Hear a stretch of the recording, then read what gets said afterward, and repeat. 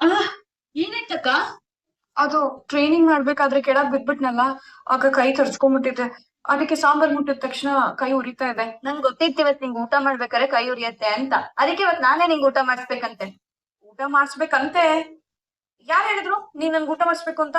Ajit sir ಹಾ? ಇವತ್ತು training ಬಂದಿದ್ರಲ್ಲ Ajit sir. ಅಷ್ಟೇ ಅಲ್ಲ, ನಾಳೆ ನಿಂಗೆ ಆಫ್ ಡೇ ರಜೆ ಕೊಟ್ಟಿದ್ದಾರೆ. ನಿನ್ ಜೊತೆ ನನಗೂ ರಜೆ ಕೊಟ್ಟಿದ್ದಾರೆ. ನಿಂಗ್ ಊಟ ಮಾಡ್ಸೋದು, ತಿಂಡಿ ತಿನ್ಸೋದು ಎಲ್ಲ ನಾನೇ ಅಂತೆ. ತಿನ್ನಕ್ಕ? ಇದು ನಾನು ಹೇಳೋದ್ ಮರ್ತಾ ಇದ್ವು. ಆಗ್ಲೇ ಶ್ರವಣ ಮಾವ ಹೇಳ್ತಾ ಇದ್ರಲ್ಲ, ಡಿಪಾರ್ಟ್ಮೆಂಟ್ ಅವರೇ ಕರ್ಸ್ಕೊಂಡಿರ್ತಾರೆ ನಮ್ಮ ಅಣ್ಣನ ಅಂತ. ನಂಗೆ ಯಾಕೋ ಅದು ಡೌಟ್ಫುಲ್ ಅಂತ ಅನಿಸ್ತಾರೆ. ನಮ್ಮ ಅಣ್ಣ ಅದಕ್ಕೆ ತುಂಬಾ ಮಿಸ್ ಮಾಡ್ಕೊಂಡಿದ್ದ. ಅದಕ್ಕೆ ಮೋಸ್ಟ್ಲಿ ಅವನೇ ಡಿಪಾರ್ಟ್ಮೆಂಟ್ ಹತ್ರ ರಿಕ್ವೆಸ್ಟ್ ಮಾಡ್ಕೊಂಡು ನನ್ನ ಟ್ರೈನಿಂಗ್ ಆಫೀಸರ್ ಕಳಿಸ್ಕೊಡಿ ಅಂತ ಹೇಳಿದ್ದ ಅಂತ ನನ್ನ ಅನ್ಸಿಕೆ. ಅಂದ್ರೆ ನನ್ನ ಅನ್ಸಿಕೆ. ಆಮೇಲೆ ನಾಳೆ ಯಾರು ನನ್ ಮೇಲೆ ಕೂವೆ ಕೂರಿಸ್ಕೊಡಿ ನಾ ಹಿಂಗ್ ಹೇಳ್ದ ಅಂತ. ಲೇ ಮಗನೇ, ನೀನ್ ಎಲ್ಲಿಗ್ ಬರ್ತಿದ್ಯಾ ಅಂತ ನಂಗೆ ಚೆನ್ನಾಗ್ ಗೊತ್ತಾಯ್ತು. ನೀನ್ ಅನ್ಕೊಂಡಿರೋ ಹಾಗೆ ನಿಮ್ ಅತ್ತಿಗೆನ ನಾನು ಮಿಸ್ ಮಾಡ್ಕೊಂಡು ಅಥವಾ ನಾನು ಅವಳನ್ನ ನೋಡ್ಲೇಬೇಕು ಅಂತ ಅನ್ಕೊಂಡು ಆ ಟ್ರೈನಿಂಗ್ ಕ್ಯಾಂಪ್ಗೆ ಹೋಗಿದ್ದಲ್ಲ. ಡಿಪಾರ್ಟ್ಮೆಂಟ್ ಅವರೇ ಒನ್ ಡೇ ಸ್ಪೆಷಲ್ ಆಫೀಸರ್ ಆಗಿ ಅಲ್ಲಿಗೆ ಹೋಗಿ ಎಲ್ರನ್ನೂ ಮೋಟಿವೇಟ್ ಮಾಡಿ ಅಂತ ಅವರೇ ರಿಕ್ವೆಸ್ಟ್ ಮಾಡ್ಕೊಂಡಿದ್ದಕ್ಕೆ ಅಲ್ಲಿಗೆ ಹೋಗಿದ್ದು. ಮಾತಾಡ್ತಿದ್ರೆ ಹಾಗಾದ್ರೆ ನೀನು ಭೂಮಿ ಮೇಲಿನ ಪ್ರೀತಿಯಿಂದ ಅಲ್ಲಿಗೆ ಹೋಗಿದ್ದಲ್ಲ, ಡಿಪಾರ್ಟ್ಮೆಂಟ್ ಅವ್ರು ಕಳ್ಸಿದ್ಕೊಳ್ಳೋ ಕಾರಣಕ್ಕೆ ಹೋಗಿದ್ಯಾ? ಹಾಗಾದ್ರೆ ಇಷ್ಟು ದಿವಸ ನನ್ ಮಗ ಸೊಸೆ ಖುಷಿಯಾಗಿದ್ದಾರೆ ಅಂತ ನಾನ್ ತಪ್ಪು ತಿಳ್ಕೊಂಡಿದ್ನ. ಈ ಅನುಮಾನದ ಭೂತ ನಿನ್ಗೆ ಇನ್ನೂ ಹೋಗಿಲ್ವಾ ಸಂಗೀತ? ಸಂಗೀತಮ್ಮ, ಅವರಿಬ್ರು ರಾಮ ಸೀತೆ ತರ ಅನ್ಯೋನ್ಯವಾಗಿದ್ದಾರೆ. ನೀವು ಸುಮ್ಮನೆ ಇಲ್ಲದ ಆಯಾಸ ಮಾಡ್ಕೊಂಡು ಅನುಮಾನ ಪಟ್ಕೊಂಡು ಉದ್ವೇಗ ಮಾಡ್ಕೋತೀರಿ. ಹಾಗೇನಿಲ್ಲ, ಅವರಿಬ್ರು ಆರಾಮಾಗಿದ್ದಾರೆ. ಇದ್ಯಾಕೋ ಅತಿ ಆಯ್ತು ಸಂಗೀತ. ಪ್ರತಿದಿನ ಭೂಮಿ ಅಜಿತು ನಾವಿಬ್ರು ಒಬ್ರನ್ನೊಬ್ರು ತುಂಬಾ ಇಷ್ಟಪಡ್ತೀವಿ ಅಂತ ಹೇಳ್ಕೊತಾ ಇರ್ಬೇಕಾ? ಅಲ್ವಾ ಮತ್ತೆ ಮಾ, ನಿಂಗೆ ಯಾಕೆ ಇವ್ರ ವಿಷಯದಲ್ಲೇ ಪದೇ ಪದೇ ಇಲ್ಲದೆ ಇರೋ ಡೌಟ್ ಬರತ್ತೆ? ಜಾತಕಗಳು ನಾನೇ ಹೋಗ್ ನೋಡಿ. ಇವತ್ತು ನಾನೇ ನನ್ನ ಕೈಯಾರೆ ಎಳ್ಳು ನೀರು ಬಿಡ್ಲಿ. ಮನಸ್ಸಿ ಏನಂದೆ ನೀನು? ಏನಂತ ನೀನು? ಮಾ ಮಾ ಅಂಜು ಹೋಗಿ ತಗೊಂಡ್ ಬಾ ಬೇಗ. ಮಾ ಮಾ ಮಾ ಏನಾಯ್ತು ಮಾ? ಬೇಗ ಬೇಗ ಅಂಜು. ಮಾ ಸ್ವಲ್ಪ ನೀರು. ಏನಾಯ್ತು? ಅಜಿತಾ, ಅವತ್ತು ಗುರುಗಳು ನಚ್ಚಿ ಮತ್ತೆ ಅಂಜುದು ಜಾತಕ ತರೋದಕ್ಕೆ ಹೇಳಿದ್ರಲ್ಲ, ಆಗ ನಾನ್ ದೇವ್ರ ಕೋಣೆಗೆ ಹೋದೆ. ಅಲ್ಲಿ ಆ ಅಶ್ವಿನಿ ಇದ್ದಲ್ಲ, ಅವಳು ಅಜಿತ್ ಮತ್ತೆ ಭೂಮಿ ಸಂಬಂಧಕ್ಕೆ ಕೆಳ್ಳು ನೀರ್ ಬಿಡ್ತೀನಿ ಅಂದು ಕಣೋ. ಕೇಳಿಸ್ಕೊಂಡು ನಾನು ಅವಳಿಗೆ ಚೆನ್ನಾಗಿ ಬೈದ್ಬಿಟ್ಟೆ. ಆಮೇಲೆ ಅವಳಿಗೇನೋ ಹೇಳಿದ್ಲು. ಮಾ ಮಾ ಮಾ ಮಾ ಹಳೆದೆಲ್ಲ ನೆನ್ಪು ಮಾಡ್ಕೊಂಡ್ಯಾ? ಅದನ್ನೆಲ್ಲ ಮರ್ತ್ಬಿಡಿ. ಅಲ್ಲ ಕಣೋ. ಅಮ್ಮ, ನೀನ್ ಇದನ್ನೆಲ್ಲ ಮತ್ತೆ ನೆನ್ಪು ಮಾಡ್ಕೊಂಡ್ರೆ ಮತ್ತೆ ಹಾಸ್ಪಿಟಲ್ ಅಡ್ಮಿಟ್ ಮಾಡ್ಬೇಕಾಗತ್ತೆ. ಸಂಗೀತ, ಅಜಿತ್ ಭೂಮಿ ತುಂಬಾ ಚೆನ್ನಾಗಿದ್ದಾರೆ. ಡಿಪಾರ್ಟ್ಮೆಂಟ್ ಇಂದ ಕಾಲ್ ಬಂದ ತಕ್ಷಣ ಎಷ್ಟು ಖುಷಿಯಾಗಿ ನನ್ನ ಹತ್ರ ವಿಷಯ ಹೇಳಿದ ಗೊತ್ತಾ? ಅಪ್ಪ, ಭೂಮಿ ಜೊತೆ ಒಂದಿನ ಕಳೆಯೋದಕ್ಕೆ ನನಗೆ ಒಳ್ಳೆ ಅವಕಾಶ ಸಿಕ್ತು ಅಂತ ಹೇಳ್ಕೊಂಡ. ಹೌದಮ್ಮ, ನಾನು ನಚ್ಚಿ ಹತ್ರ ಹೇಳ್ತಿದ್ದು ನಾನ್ ಹೋಗಿ ಡಿಪಾರ್ಟ್ಮೆಂಟ್ ಅವ್ರ ಹತ್ರ ರಿಕ್ವೆಸ್ಟ್ ಮಾಡ್ಕೊಂಡು ಅಲ್ಲಿಗೆ ಹೋದೆ ಅಂತಲ್ಲ ಅಮ್ಮ. ಡಿಪಾರ್ಟ್ಮೆಂಟ್ ಅವರು ನನಗೆ ಆರ್ಡರ್ ಕೊಟ್ಟು ಅಲ್ಲಿಗೆ ಹೋಗ್ಬಾ ಅಂತ ಹೇಳಿದ್ರು. ಬಟ್ ನಾನ್ ಖುಷಿಯಿಂದ ಹೋಗಿಲ್ಲ ಅಂತ ಹೇಳಿಲ್ವಲ್ಲ. ಆ ಕಾಲ್ ಬಂದಿದ ತಕ್ಷಣ ನಂಗೆ ಸಿಕ್ಕಾಪಟ್ಟೆ ಖುಷಿ ಆಯ್ತಮ್ಮ. ನನ್ ಭೂಮಿಯ ನಾನ್ ನೋಡ್ಬೋದು, ಅವ್ರ ಜೊತೆ ಮಾತಾಡ್ಬೋದು, ಅವ್ರ ಜೊತೆ ಟೈಮ್ ಸ್ಪೆಂಡ್ ಮಾಡ್ಬೋದು ಅಂತ ನಂಗೆ ಸಿಕ್ಕಾಪಟ್ಟೆ ಖುಷಿ ಆಯ್ತಮ್ಮ. ನೀನ್ ನಂಬಲ್ಲ, ನಾನ್ ಟ್ರೈನಿಂಗ್ ಕ್ಯಾಂಪಿಗೆ ಹೋಗಿದ್ದಕ್ಕೆ ಅವ್ಳು ತುಂಬಾನೇ ಖುಷಿ ಪಟ್ಲಮ್ಮ. ಇನ್ಫ್ಯಾಕ್ಟ್ ನಾನ್ ಮನೆಗೆ ಬರ್ಬೇಕಾದ್ರೆ ಸಾಹೇಬ್ರೆ ಏನ್ ಒಂದಿನಕ್ಕೆ ಬಂದು ಹೋಗ್ಬಿಡ್ತಾ ಇದೀರಾ, ಕ್ಯಾಂಪ್ ಮುಗಿಯೋವರೆಗೂ ನೀವೇ ಟ್ರೈನಿಂಗ್ ಕೊಡ್ಬೋದಲ್ಲ ಅಂತೆಲ್ಲ ತುಂಬಾ ಎಮೋಷನಲ್ ಆಗ್ಬಿಟ್ಟಿದ್ರು. ನಾನ್ ತುಂಬಾ ಖುಷಿ ಇದ್ದೀನಮ್ಮ, ನಾನ್ ತುಂಬಾ ಖುಷಿಯಾಗಿದ್ದೀನಿ. ಹೌದೇನೋ ಅಜಿತಾ?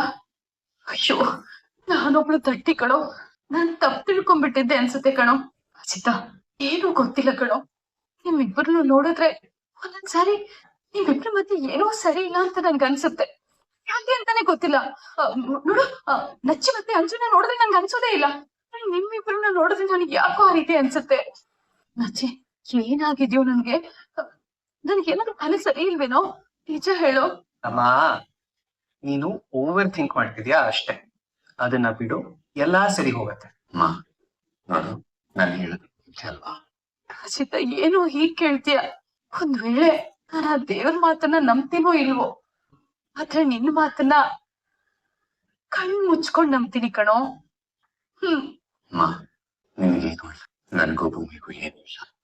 ನಿಮ್ಗೆ ಸಮಾಧಾನ? ನನ್ನನ್ನ ನೋಡಕ್ಕೆ ಬರಬೇಡಿ. ಇದ ಮೇಲೆ ನನ್ನನ್ನ ನೋಡಕ್ ಬರಬೇಡಿ. Good bye. ಹಾಗೆ ಅಲ್ಲ, ಇದು ವಿಚಿತ್ರ ಅಲ್ಲ ಕಣೋ. ಇಷ್ಟು ದಿನ ನಾನು ಅವಳ ಎಲ್ಲಾ ಹುಡುಗಾಟಗಳನ್ನ ಶ್ರಮಿಸ್ಕೊಂಡು ಸಹಿಸ್ಕೊಂಡು ಬಂದೆ. ಅಷ್ಟಲ್ಲ, ಅವಳ ಪ್ರತಿ ಹೆಜ್ಜೆಯಲ್ಲೂ ಅವಳಿಗೆ ಸಹಕಾರಿಯಾಗಿ ನಿಂತ್ಕೊಂಡೆ. ಹೋಗ್ಲಿ, ಅವ್ರು ತಪ್ಪು ಮಾಡಿದಾಗಲ್ಲ ನಿಮ್ಗೆ ಬುದ್ಧಿವಾದ ಇದೆ.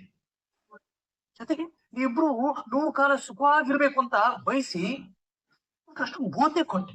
ಅದು ಹೀಗ್ ಮಾಡ್ತಾಳೆ ಅಂದ್ರೆ ರಚಿತಾ ಇಲ್ಲಿ ಎಲ್ಲೋ ತಪ್ಪಾಗ್ತಿದೆ. ಒಂದ್ ಕೆಲಸ ಮಾಡಿ, ಅವಳು ನಿನ್ನ ಹೆಂಡತಿ ಆಗಕ್ಕೆ ಯೋಗ್ಯತೆ ಎಲ್ಲ ಮರ್ತು ಬಿಡತ್ತ. ಸತ್ಯಣ್ಣ ಪ್ಲೀಸ್. ಅಲ್ಲ ಇದ್ರಲ್ಲಿ ಅವಳದೇನ್ ತಪ್ಪಿದೆ? ಯಾಕೆ ಅವಳು ಬೈತಾ ಇದ್ದೀರಾ? ಏ, ಈ ಮಾತ್ ನೀನ್ ಹೇಳ್ತಿದ್ಯಾ? ಅಲ್ಲ ಕಣೋ, ಅವಳು ನಿನಗೆ ಬೈದು ಅವಮಾನ ಮಾಡಿ ನೋವು ಮಾಡಿ ಕಳಿಸ್ತಾಳೆ. ಅವಳ ಬಗ್ಗೆ ಹೀಗೆಲ್ಲ ಮಾತಾಡ್ತಿದ್ಯಲ್ಲ ನೀನು. ನಾನು ಅವಳಿಗೆ ಬೈ ನೋವು ಮಾಡಿ ಹರ್ಟ್ ಮಾಡೇ ಇಲ್ವಾ? ಸತ್ಯನ ತಪ್ಪು ನನ್ನಿಂದನೂ ಆಗಿದೆ, ಅವಳಿಂದನೂ ಆಗಿದೆ. ಅಂದ್ರೆ ನಿಜಕ್ಕೂ ನನಗೆ ನಿನ್ನ ಮಾತು ಅರ್ಥ ಆಗ್ತಿಲ್ಲ. ನಾವು ಭೂಮಿನ ಈ ಮನೆ ಕರ್ಕೊಂಡ್ ಬಂದಿದ್ದು 1 ವರ್ಷದ ಕಾಂಟ್ರಾಕ್ಟ್ ಮದುವೆ ಅಗ್ರಿಮೆಂಟ್ ಮೇಲಲ್ವಾ? ಆ 1 ವರ್ಷ ಆಗೋಯ್ತಲ್ಲ ಸತ್ಯಣ್ಣ. ಲೆಕ್ಕ ನೋಡ್ದು ಅಂತ ಹೇಳಿದ್ರೆ 1 ವರ್ಷ ಮುಗಿತಿದ್ದ ಹಾಗೆ ನಾವು ಅವಳನ್ನ ಈ ಮನೆಯಿಂದ ತುಂಬಾ ಗೌರವಾನ್ವಿತವಾಗಿ ಕಳ್ಸ್ಕೊಡ್ಬೇಕಾಗಿತ್ತು. ಆದ್ರೆ ನಾವು ಅದನ್ನ ಮಾಡಿಲ್ಲ. ಆ ಸಮಯದಲ್ಲಿ ಫೀಲಿಂಗ್ಸ್ ಅನ್ನೋದೆಲ್ಲ ಹುಟ್ಕೊಂಡು ಇಬ್ರಿಗೂ ಒಬ್ರಿಗೊಬ್ರು ಪ್ರೀತಿನ ಹೇಳ್ಕೊಬಿಡ್ಬೇಕು, ಜೀವನ ಪೂರ್ತಿ ಒಬ್ರಿಗೊಬ್ರು ಗಂಡ ಹೆಂಡತಿಯಾಗಿ ಬದುಕೋಣ ಅಂತ ಹೇಳ್ಕೋಬೇಕು ಅನ್ನೋಷ್ಟರಲ್ಲಿ ಅಮ್ಮ ಕೋಮಾಗ್ ಹೋದ್ರು. ಕೋಮಾಗ್ ಹೋಗಿದ್ದಕ್ಕೆ ಇವಳೇ ಕಾರಣ ಅಂತ ನನ್ ಕೋಪ ಬಂದು ಅವಳು ಬಾಯಿಗೆ ಬಂದನ್ ಬೈದ್ ಕಳಿಸ್ತೆ ಮನೆಯಿಂದ. ನನ್ ಕಣ್ಣು ಕಾಣಿಸ್ಕೋಬೇಡ ಅಂತ. ಅವಳಿಗೂ ಹರ್ಟ್ ಆಯ್ತು, ನಾನು ಹರ್ಟ್ ಮಾಡ್ಕೊಂಡೆ. ಅದಾದ್ಮೇಲೆ ಅಮ್ಮ ಡಿಸ್ಚಾರ್ಜ್ ಆಗಿ ಮನೆಗೆ ಬರ್ತಿದ್ದಾಗೆ ಅವ್ರಿಗೆ ನಿಜ ಹೇಗ್ ಹೇಳ್ಬೇಕು ಅಂತ ಗೊತ್ತಾಗದೆ ಭಯ ಪಟ್ಕೊಂಡು ನಾನೇ ಅವಳ ಹತ್ರ 1 ತಿಂಗಳು ಟೈಮ್ ಕೇಳಿ ಅದಾದ್ಮೇಲೆ ನಿನ್ನ ಕಳಿಸ್ಕೊಡ್ತೀನಿ ಅಂತ ಹೇಳ್ದೆ. ಅವಳು ದೊಡ್ಡ ಗುಣ, ಅದಕ್ಕೂ ಒಪ್ಕೊಂಡ್ಳು. ಈಗ ತನ್ನ ಜೀವನದಲ್ಲಿ ತನಗೇನೋ ಒಂದ್ ಮಾಡ್ಬೇಕು ಅಂತ ಅನ್ನಿಸ್ದಾಗ ಅದನ್ನ ಮಾಡೋದಕ್ಕೆ ಹೋಗಿದ್ದಾಳೆ ಸತ್ಯಣ್ಣ. ಅಂಡ್ ಅದೇ ರೀಸನ್ಗೆ ಮನೆಯವ್ರಿಗೆಲ್ಲ ಹೇಗೆ ನನ್ನಿಂದ ದೂರ ಆಗ್ಬೇಕು ಅಂತ ಅವ್ಳು ಯೋಚನೆ ಮಾಡಿರ್ಬೋದು. ಈಗ ನಾನು ಮತ್ತೆ ಮತ್ತೆ ಅವಳ ಕಣ್ಣ ಕಾಣಿಸ್ಕೊಳ್ತು ಅಂತ ಹೇಳಿದ್ರೆ ಅವಳಿಗೂ ಅದರಿಂದ ತೊಂದರೆ ಆಗ್ಬೋದು, ಮತ್ತೆ ಫೀಲಿಂಗ್ಸ್ ಎಲ್ಲ ಸ್ಟಾರ್ಟ್ ಆಗ್ಬೋದು. ಅದರಿಂದ ನನಗೆ ಹಾಗೆ ಹೇಳಿರ್ಬೋದು. ಯಾರು ಗೊತ್ತು ಸತ್ಯಣ್ಣ? ಇಷ್ಟೆಲ್ಲ ಅವಳು ನಮಗ್ ಮಾಡದ್ಮೇಲೆ ಇವತ್ತು ಅವಳ ಬಾಯಲ್ಲಿ ಈ ತರ ಮಾತು ಬರ್ತಿದೆ ಅಂತ ಹೇಳಿದ್ರೆ ಅದಕ್ಕೆ ದೊಡ್ಡದಾಗಿ ಯಾವ್ದೋ ಒಂದು ಕಾರಣ ಇದ್ದೇ ಇರುತ್ತೆ. ಇಷ್ಟು ದಿನ ನಮ್ಗೇನ್ ಅನಿಸ್ತು ಅದನ್ನ ಕೇಳ್ಕೊಂಡಾಗ ಅವಳು ಅದಕ್ಕೆ ಗೌರವ ಕೊಟ್ಟು ಅದಕ್ಕೆ ತೊಂದರೆ ಆಗದೆ ಇರೋ ತರ ನಡ್ಕೊಂತಾಳೆ. ಈಗ ನಮ್ ಸತಿ ಅವಳಿಗೇನ್ ಅನಿಸ್ತಿದ್ಯೋ ಅದಕ್ಕೆ ರೆಸ್ಪೆಕ್ಟ್ ಕೊಟ್ಟು ನಾವು ನಡ್ಕೊಳ್ತು. ದೊಡ್ಡ ಈ ವಿಚಾರವಾಗಿ ನಗಬೇಕು, ಅಳಬೇಕು ಒಂದು ಅರ್ಥ ಆಗ್ತಿಲ್ಲ. ಅವಳ ಬಗ್ಗೆ ಏನಾದ್ರು ಮಾತಾಡಿದ್ರೆ ಸಾಕು, ಒಳ್ಳೆ ಡಿಫೆನ್ಸ್ ಲಾಯರ್ ತರ ಅವಳು ಪರ ವಹಿಸ್ಕೊಂಡು ಬನ್ನಿ. ನಿನ್ನ ಬಗ್ಗೆ ನಾನು ಅವಳ ಹತ್ರ ಏನಾದ್ರು ಮಾತಾಡಿದ್ರೆ ಸಾಕು, ಅವಳು ಡಿಫೆನ್ಸ್ ಲಾಯರ್ ತರ ನನ್ನ ಮೇಲೆ ಹರಿಹಾಯ್ತಾಳೆ. ಹೇಗಿರ್ಲಿ ಆದ್ರೂ ಕೂಡ ಪರಸ್ಪರ ಗೌರವ ಇದೆ, ಪ್ರೀತಿ ಇದೆ. ಪ್ಲೀಸ್ ಸತ್ಯಣ್ಣ, ಇದಕ್ಕೆ ಪ್ರೀತಿ ಅನ್ನೋ ಸಂಬಂಧನ ಕಟ್ಬೇಡಿ ನೀವು. ನಂಗೆ ಇನ್ನೂ ಸಾಕಷ್ಟು ಹರ್ಟ್ ಆಗಲ್ಲ. ಎಲ್ಲ ಈ ರಿಯಾಲಿಟಿನ ಅಕ್ಸೆಪ್ಟ್ ಮಾಡು. ನಾವು ಮುಂದೆ ಹೋಗ್ಬೇಕಾ ಸರ್? ಸತ್ಯ ನಂಗೊಂದು ಹೆಲ್ಪ್ ಮಾಡ್ತೀನಿ. ಹೇಳು, ಏನ್ ಮಾಡ್ಬೇಕು? ಇಷ್ಟು ದಿನ ನನ್ನ ಭೂಮಿನ ಒಂದ್ ಮಾಡೋದಕ್ಕೆ ತುಂಬಾ ಐಡಿಯಾಗಳು ಮಾಡಿದೆ. ಅದೇ ತರ ಒಂದು ಐಡಿಯಾ ನನ್ನ ಭೂಮಿ ಕಾಂಟ್ರಾಕ್ಟ್ ವಿಚಾರನ ಅಮ್ಮನಿಗೆ ನೋವಾಗ್ತಿರೋ ಹಾಗೆ ತಿಳಿಸೋ ತರ ಕೊಡಿ. ಸ್ವಲ್ಪ ಅಮ್ಮನ ಪರಿಸ್ಥಿತಿ ನೋಡ. ನಾನು ಅವ್ರ ಹತ್ರ ಹೋಗಿ ಭೂಮಿ ಮತ್ತೆ ಈ ಮನೆಗೆ ಬರಲ್ಲ, ಅವಳಿಗೆ ಸೊಸೆ ಅಲ್ಲ, ಮರ್ತ್ಬಿಡು ಅವಳನ್ನ ಅಂತ ಹೇಗೆ ಹೇಳಿ ಸರ್? ನಮ್ದು ಕಾಂಟ್ರಾಕ್ಟ್ ಮದುವೆ, ನಾವಿಬ್ರು ನಿಜವಾದ ಗಂಡ ಹೆಂಡತಿ ಅಲ್ಲ. ನೀನೇನ್ ಕನ್ಸ್ ಕಾಣ್ತಿದ್ಯಾ ನಾವು 7 ಜನಕ್ಕೂ ಗಂಡ ಹೆಂಡತಿಯಾಗಿ ಒಟ್ಟಿಗೆ ಇರ್ಬೇಕು ಅಂತ? ಎಲ್ಲ ಸುಳ್ಳು ಅಂತ ನಮ್ಮನ ಹತ್ರ ಹೋಗಿ ಏನ್ ಹೇಳಿ ಸತ್ಯನ? ಹೇಗೆ ಹೇಳಿ? ನಮ್ ಬಾಯಿ ಕಟ್ಟಾಗ್ತಾಗ್ತಿದೆ. ದಯವಿಟ್ಟು ಸತ್ಯ, ನಿಮ್ಗೆ ಸಿಚುಯೇಷನ್ ಕಂಪ್ಲೀಟ್ ಆಗಿ ಗೊತ್ತಿದೆ. ಏನಾರು ಒಂದು ಐಡಿಯಾ ಕೊಡಿ. ಈ ಸಮಸ್ಯೆಯಿಂದ ನಾನು ಹೊರಗಡೆ ಬರೋದನ್ನ ಏನಾರು ಮಾಡಿ ಸತ್ಯನ. ನಿಮ್ ಕಾನ್ಸಂಟ್ರೇಷನ್ ಎಲ್ಲಿದೆ? ಒಂದೇ ಒಂದ್ ಸೆಕೆಂಡ್ ಏನಾದ್ರು ನೀವು ಅಲರ್ಟ್ ಆಗಿಲ್ಲ ಅಂತ ಹೇಳಿದ್ರೆ ಎಷ್ಟು ಹೆಚ್ಚು ಕಮ್ಮಿ ಆಗುತ್ತೆ ಗೊತ್ತಾ? ಕಾನ್ಸಂಟ್ರೇಟ್. Be here. ಟ್ರೈನಿಂಗ್ ಬಂದಿರೋದಾ ಅಥವಾ ಟ್ರಿಪ್ ಬಂದಿರೋದಾ? ಇಷ್ಟು ಜನ ಕಷ್ಟ ಪಡ್ತೀರಲ್ಲ, ನಿಮ್ಗೇನಾಗಿದೆ ಮಾಡೋದಕ್ಕೆ? ಬರೀ ಬಾಯಲ್ಲಿ ಹೇಳಿದ್ರೆ ಸಾಕಾಗಲ್ಲ, ಅಧಿಕಾರ ಬೇಕು, ಪವರ್ ಬೇಕು ಅಂತ ಹೇಳಿ. ನಿಮ್ ಬಾಡಿ ಇರ್ಬೇಕು ಆ ಪವರ್. ಇದನ್ನೆಲ್ಲ ಮಾಡೋದಕ್ಕೆ ನಮ್ಮಿಬ್ರು 1 ತಿಂಗಳು ಗಡುವು ಇವತ್ತಿಗೆ ಮುಗೀತು. ಇನ್ ಮುಂದೆ ನೀವ್ ಯಾರೋ ನಾನ್ ಯಾರೋ, ನಾವಿಬ್ರು ಅಪರಿಚಿತರಷ್ಟೇ. ಇನ್ ಮುಂದೆ ನೀವ್ ನನ್ನ ನೋಡೋದಕ್ ಬರ್ಬೇಡಿ, ಅದ್ ನನ್ಗೆ ಇಷ್ಟ ಆಗಲ್ಲ. Good bye. ನಾನ್ ಯಾಕೆ ಪದೇ ಪದೇ ಸಾಯಿಬ್ರ ಬಗ್ಗೆನೇ ಯೋಚನೆ ಮಾಡ್ತಾ ಇದ್ದೀನಿ? ಹೌದಾ? ಇನ್ ಯಾವತ್ತೂ ನನ್ನ ನೋಡೋದಕ್ಕೆ ಗುಡ್ ಬಾಯ್ ಅಂತ ಹೇಳಿದ್ರ ಬಗ್ಗೆ ನಾನು ಯಾಕೆ ಇಷ್ಟೊಂದು ಯೋಚನೆ ಮಾಡ್ತಾ ಇದ್ದೇನೆ? ಮುಗ್ದೋಗಿರೋ ಸಂಬಂಧದ ಬಗ್ಗೆ ಯೋಚನೆ ಮಾಡಿ ಯಾವ ಪ್ರಯೋಜನನೂ ಇಲ್ಲ. ನಾನ್ ಇಲ್ಲಿಗೆ ಬಂದಿರೋದು ಪೊಲೀಸ್ ಆಗ್ಬೇಕು ಅಂತ. ನನ್ ಗಮನ ಯಾವಾಗ್ಲೂ ಅದ್ರ ಕಡೆ ಇರ್ಬೇಕು. ನಾನು ನಿನ್ನ ಬೈದಿದ್ದಕ್ಕೆ ನಿಮ್ಗೆ ನನ್ ಮೇಲೆ ಕೋಪ ಬಂದಿದೆ ಅಂತ ಗೊತ್ತು. ನೀನ್ ನನ್ನ ತಪ್ಪು ತಿಳ್ಕೊಂಡಿದ್ಯಾ? ನಾನು ನಿನ್ನ ಸುಮ್ಮನೆ ಬೈದಿದ್ದಲ್ಲ, ನಿನ್ನ ಕಾನ್ಸಂಟ್ರೇಷನ್ ಕಂಪ್ಲೀಟ್ ಟ್ರೈನಿಂಗ್ ಮೇಲೆ ಇರ್ಬೇಕು ಅಂತ ಹಾಗೆ ಬೈದಿದ್ದ.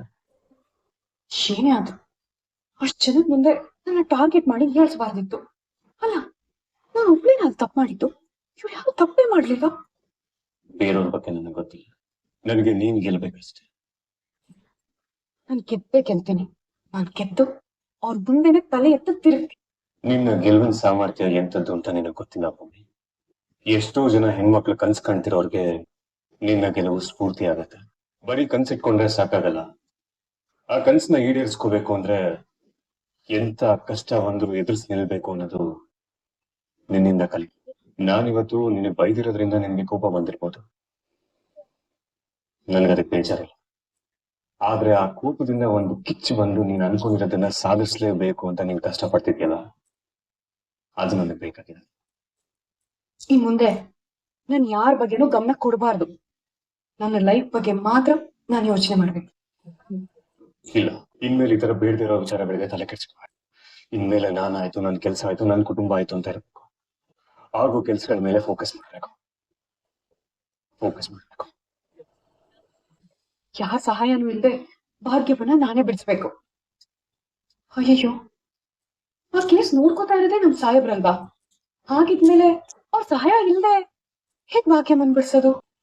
ಕಾಂಟ್ರಾಕ್ಟ್ ಮುಗಿಯೋಷ್ಟ್ರಲ್ಲಿ ನಿಮ್ ತಾಯಿನ ಹೊರಗಡೆ ಕರ್ಕೊಂಡ್ ಬರ್ತೀನಿ ಅಂತ ಭೂಮಿ ಮಾತ್ಕೊಟ್ಟೆ. ಆದ್ರೆ ಇವತ್ತಿನವರೆಗೂ ನನಗೆ ಅದನ್ನ ಮಾಡೋದಕ್ಕಾಗ್ಲಿ. ಭೂಮಿ ಟ್ರೈನಿಂಗ್ ಮುಗಿಸ್ಕೊಂಡು ಹೊರಗಡೆ ಬರೋಷ್ಟ್ರಲ್ಲಿ ಹೇಗಾದ್ರೂ ಮಾಡಿ ಭಾಗ್ಯಮ್ಮನ್ನ ಹೊರಗಡೆ ಕರ್ಕೊಂಡ್ ಬಂದಿರ್ಬೇಕು. ಆಗ್ಲೇ ನಾನು ನನ್ನ ಮಾತನ್ನ ಉಳಿಸ್ಕೊಂಡಂಗಾಗದು.